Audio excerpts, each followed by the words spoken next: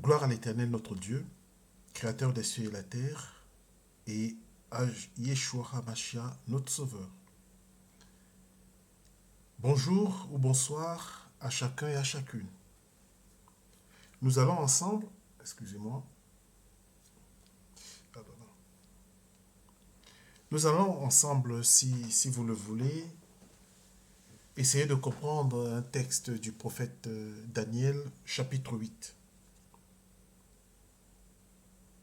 J'ai trouvé sur le web des études vraiment invraisemblables avec des conclusions curieuses.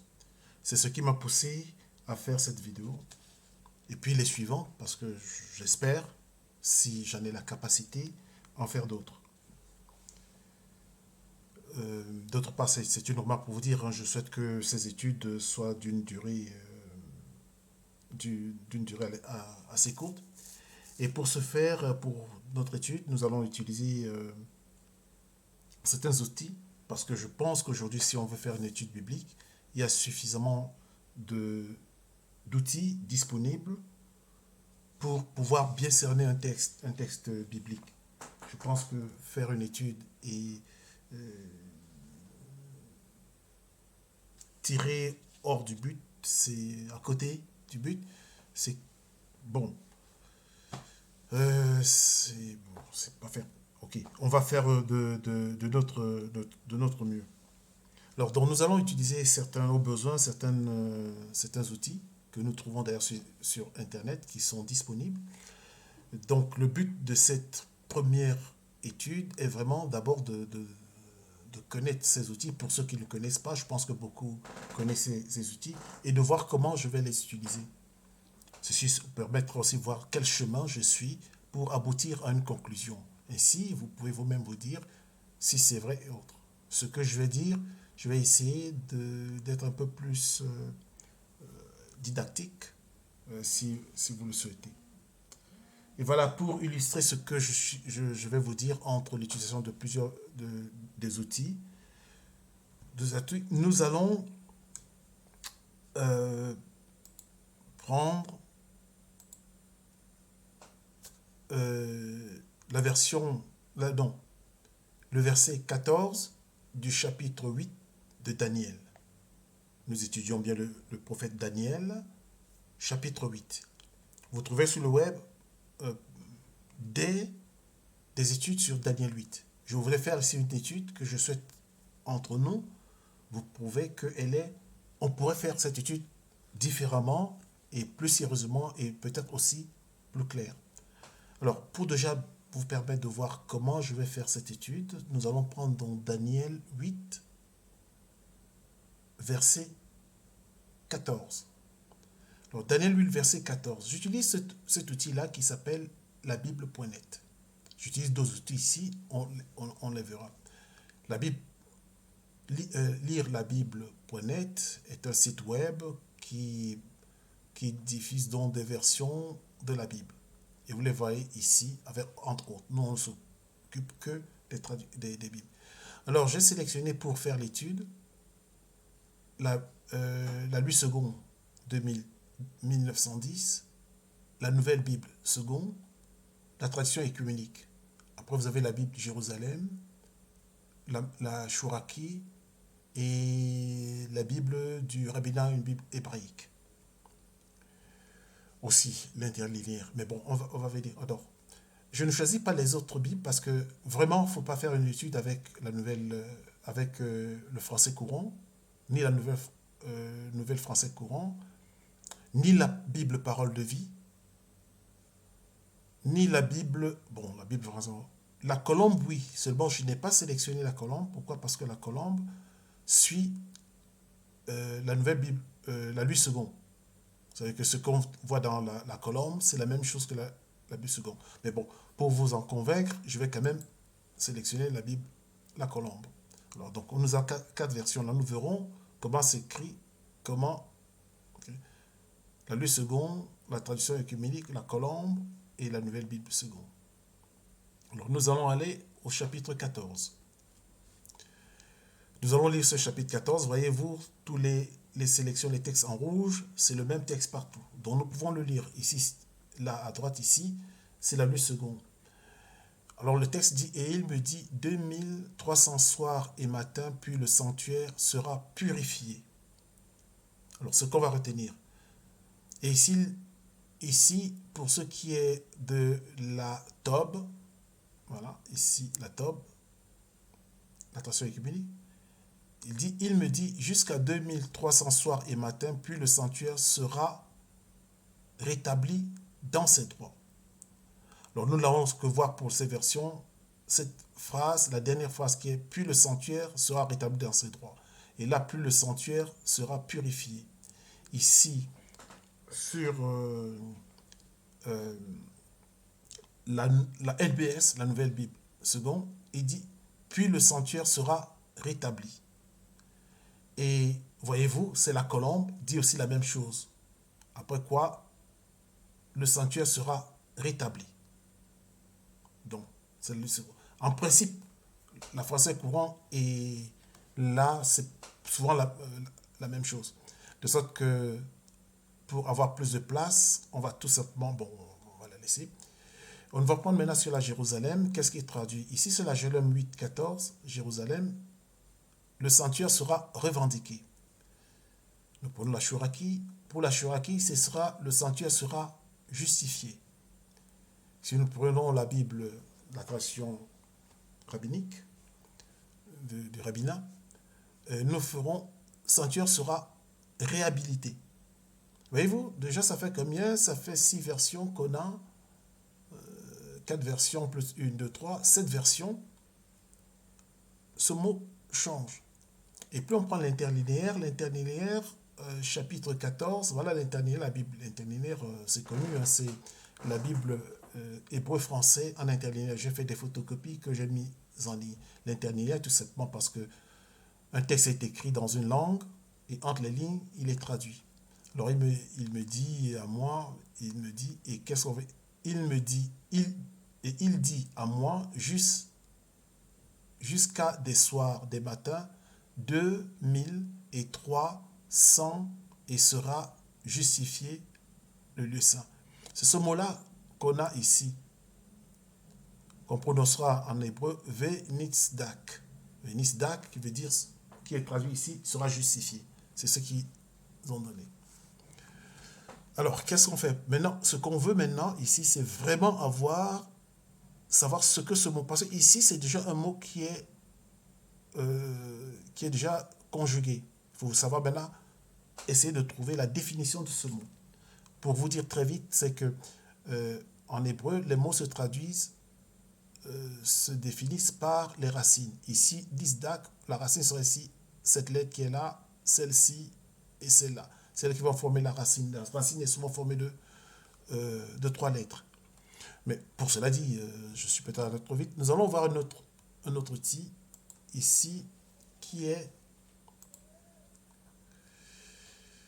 sur le site de lueur.org. Lueur.org. Nous allons venir, soit que vous êtes passé par l'accueil si vous voulez. L'accueil.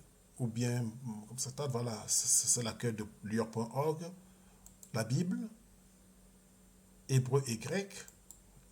On clique. Et là, on tombe sur la concordance Strong française, lexique hébreu, araméen et grec. Voilà. Alors, il vous explique ce que c'est qu'une concordance. Je souhaite vraiment, c'est en ligne. Vous pouvez lire, hein. Il vous dira que James Strong. James Strong a tout simplement traduit tous les mots qui sont dans la Bible dans leur langue d'origine, soit en hébreu, soit en araméen, soit en hébreu, soit en grec. Et à chaque mot, il a donné un certain numéro, une référence. Et à partir de ce mot, il fait une concordance dans le texte, trouvé partout où ce mot est utilisé. Si vous voulez voir plus, c'est un travail qui est bon, j'ai trouvé ça pas mal. Et donc ici, nous allons trouver la traduction. Ici, nous allons trouver donc cette version avec Strong. Nous sommes ici avec la version Strong. Nous cherchons dans Daniel, nous allons prendre le livre de Daniel. Et nous allons lui donner, alors nous avancerons. Et voilà comment ça se trouve ici. Vous avez le mot troisième, la référence qu'il a donnée pour le mot troisième, Judas, et ainsi de suite. Et vous verrez d'autre part des mots comme ça où il y a deux numéros. Le premier numéro qui est ici, c'est celui du mot qui est à gauche, le mot dont la référence est à gauche. Et le deuxième mot, c'est la grammaire qui a été utilisée. Nous nous occuperons que de la première référence qui est là. Nous allons au chapitre 4, au verset 14 plutôt. Le verset 14, le voici. Alors, excusez-moi, on a cherché, mais c'est Daniel 1. Nous allons aller à Daniel 8. Voilà, ici, et on affiche. Alors, nous sommes dans Daniel 8 maintenant. Nous allons aller au verset 14. Verset 14. Voilà. Nous sommes ici au verset 14. Voilà. Il me dit 2300 soirs et matin, puis le sanctuaire sera purifié. Parce qu'il utilise donc lui second, comme on l'a vu, purifié. Et voilà le mot qu'ils ont traduit par purifié. On va voir ce que c'est que ce mot. Pour cela, on clique. Alors, nous cliquons sur ce mot. Je clique là-dessus. Et j'ai ici ce mot. Une fiche résumée nous donne ce que c'est que ce mot. Voilà ce mot-ci, la racine de ce mot. Je vous ai dit, c'était les lettres qui étaient sur l'interlinéaire. Vous voyez ici, ces trois lettres-là, qui s'appellent le tsadé, le dalet et le kouf. Alors, on les retrouve donc. Voilà. On vous donne la translittération, voilà, tsadak. Ce mot donc de tsadak veut dire justifié, coupable et absurde. C'est le sens primaire. C'est le sens premier, c'est le sens, on pourrait dire, authentique de ce mot. Voyez-vous, il a plutôt trait à la justice. On peut donc voir la fiche complète. Je vais l'afficher. Là, la fiche complète. Ah bon, elle était déjà affichée. Bon, je vais l'enlever là pour avoir plus de place. Voici la fiche complète. Nous avons toujours notre mot qui est traduit. On nous donne tout un ensemble de choses en hébreu. Il est utilisé 42 fois dans la Bible. Ce terme peut être traduit en français par justifié, coupable, absurde. Les autres traductions, ces usages et ces définitions sont indiquées ci-dessous. Qu'est-ce qu'on veut dire? C'est que ça, c'est vraiment la traduction, le sens primaire, premier de ce mot. Je pourrais dire fondamental. Mais selon le contexte, ça c'est une particularité très forte en hébreu, c'est qu'un mot ayant souvent plusieurs sens, le sens définitif va être souvent trouvé dans le contexte. Et ça peut même être utilisé dans d'autres et avoir des sens différents dans d'autres contextes. Ainsi, on nous dira donc que les autres traductions, ces usages et ces définitions sont indiquées ci-dessous. Alors, on va venir ici, on voit ici, pour lui second, voilà comment il a rendu les usages. Justifier, coupable, absurde, faire justice, justice, innocent, avoir raison, intègre, donner droit, être purifié, justice. Regardez bien tout ça, tous ces mots se ressemblent, sont tous à peu près liés à la justice, au droit. Être purifié devient autre chose. Justifier, justifier veut dire tout simplement que c'est reconnaître vos droits. Vous avez commis une faute. Et bon, cela dit, dans d'autres versions, vous trouverez, si vous cherchez dans le net, vous verrez d'autres implémentations de Strong, vous verrez qu'ils donneront lui second, comment lui second a rendu, ils donneront un autre, par exemple, Jérusalem, ils vont dire comment Jérusalem a rendu, ils iront encore plus tard, ils vont vous donner une autre titre de version, par exemple, Darby, voilà comment Darby a donné. Et plus tard, ils vous font vraiment une définition un peu plus grande. Il faut comprendre ce que c'est que le nifal. Bon, là, c'est autre chose ici. Voilà. Et ils vous donnent ici donc la concordance. La concordance va vous donner à chaque fois où c'est utilisé. Et puis Daniel. Si nous cliquons là, nous aurons nos deux textes de Daniel. Voilà, on va là Daniel 8.14 et Daniel 12.3. Où ce mot est utilisé, le voici. Voilà, ici, justice. Et là, purifier. Purifier, ce n'est pas vraiment justice. Purifier, c'est quand c'est sali. Justice, c'est quand. Bon, nous allons voir. Ici, nous avons vu le terme premier. Et voilà. Nous avons à peu près déjà le premier sens. Maintenant, qu'est-ce qui se passe ici? Pourquoi est-ce que lui second, lui aurait donc traduit purifié. Il se peut, mais c'est très fort, c'est que si vous voyez dans les Bibles avec des notes de bas de page, vous verrez dans la plupart des Bibles en traduction française, qui ont des notes de page, sur ce texte que nous sommes en train de voir ici, de Daniel 8, là, une description va se faire du temple. Lisez ce texte, là, vous verrez une description. Eux vont identifier par la personne qui va faire cette catastrophe à laquelle répond, c'est-à-dire que le verset 13 pose une question. J'entendis parler un saint et un autre saint dit à celui qui parlait, pendant combien de temps s'accomplira la vision sur le sacrifice perpétuel et sur le péché dévastateur? Jusqu'à quand le sanctuaire et l'armée seront-ils foulés? Eux vont attribuer ceci à ce problème de celui qui aura fait ça, à Antiochus Épiphane. Or, Antiochus Épiphane, ce qu'il avait fait, il avait souillé le sanctuaire. Vous verrez, ça c'est l'époque des Maccabées et des Hachmoniens. Vous verrez ça dans le livre des Maccabées. Cela dit, c'est connu sur le plan historique. Il avait imposé le sacrifice du porc dans le sanctuaire, c'est-à-dire dans le temple de Dieu à Jérusalem. Ceci, c'est en moins 167 à peu près, au moins 167, avant Jésus-Christ. Donc, voilà. Et comme Antiochus, ce qu'il avait fait, il avait souillé le sanctuaire, eux se disent donc que la réponse qui est là, et il dit 2300 soirs et matin, puis le sanctuaire sera purifié, que ce serait dans la purification plutôt du sanctuaire, parce qu'il a été souillé par Antiochus. Mais si on regarde ce qui se passe dans le texte maintenant, on va voir ce qui se passe. Prenons n'importe quel verset. Bon, elle se leva, on va voir un bouc avec deux cornes qui va être terrassé par un bouc à une seule corne. Et ce bouc-là va être très puissant.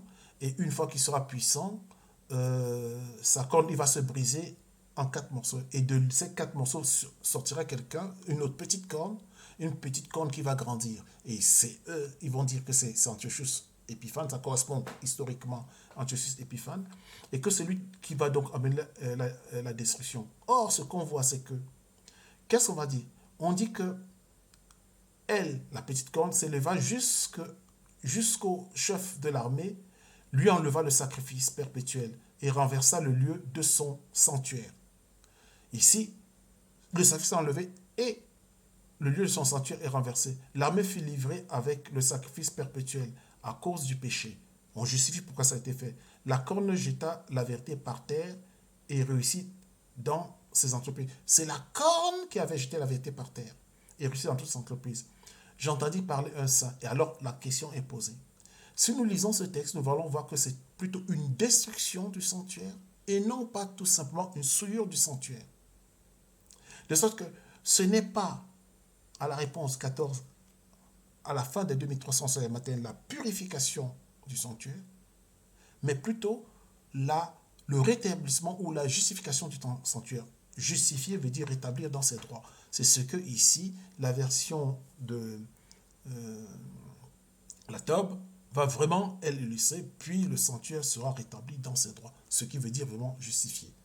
D'ailleurs, nous allons le voir que dans toutes ces versions que nous avons lues, un seul va parler de justifier, mais la Shuraki, qui est une Bible, quasiment une traduction profondément littérale, ça veut dire que c'est vraiment l'interlinéaire à la limite, va dire justifier, tout comme le rabbinat va dire réhabiliter. Donc, ceci, c'est le vrai sens. Ceci m'amène à conclure que dans les études que j'ai vues, certaines d'entre elles, où on veut faire cette étude en disant qu'on va aborder la purification du sanctuaire après cette donnée, c'est faux, ça ne tient pas. Parce qu'arrêtez, cette version n'existe pas. Je peux encore renforcer mon étude en disant que, attention, la version Louis II, c'est une version, on pourrait dire aujourd'hui obsolète, puisque au lieu de continuer à faire des révisions, comme ça souvent était le cas, la version Louis II est la version qui a subi le plus de révisions.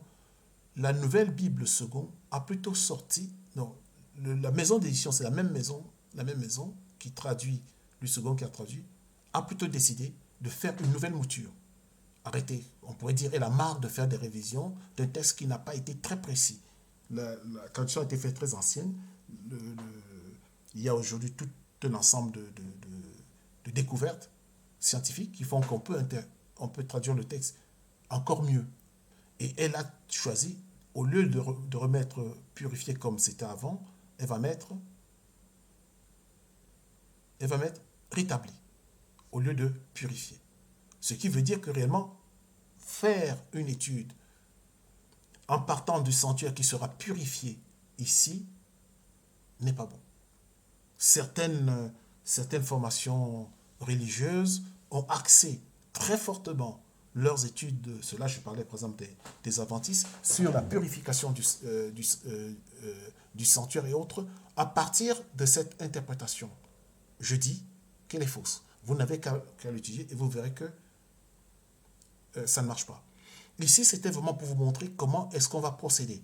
On va reprendre demain de voir le texte, de voir certaines choses qui ont été dites sur ce texte et de procéder ainsi en essayant de faire des comparaisons et aller jusqu'aux racines en utilisant vraiment la recherche, disons, le sens des mots en hébreu pour réfuter certaines erreurs. Je pense franchement, je ne suis peut-être pas aussi compétent en matière, on ne peut pas faire une étude vraiment sérieuse des textes bibliques sans recourir à, disons, au moins des premiers écrits, sans recourir au texte hébreu. Ou vraiment, vous verrez vous-même, on le fera. Moi, je m'intéresse beaucoup plus au texte des premiers écrits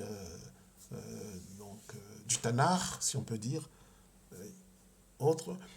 Aussi beaucoup des seconds écrits, dont ce qu'on appelle le Nouveau Testament. Bon, très bien. Mais seulement, je ne fais pas le grec. Voilà. Je pense que pour le moment, nous allons peut-être, pour cette étude, nous arrêter là. Nous continuerons toujours sur la même lancée à étudier ce texte et je peux vous garantir que vous verrez vous-même que certaines conclusions ont été souvent peut-être pas bien réfléchies et que les interprétations sont des interprétations hasardeuses. Merci vraiment de m'avoir suivi. Que Dieu vous bénisse. Ce que je vous demande, c'est un soutien, c'est de soutenir par vos likes. Vous pouvez aussi décider de faire autrement, mais des likes par vos likes. Et puis vos abonnements. Vos abonnements vraiment m'encouragent, pas moi seulement, mais tous ceux qui font des posts, à le faire en se disant que réellement, ils ont un soutien. Mais je vous dis, vous verrez qu'on découvrira des choses assez intéressantes. Voilà. Merci. À bientôt.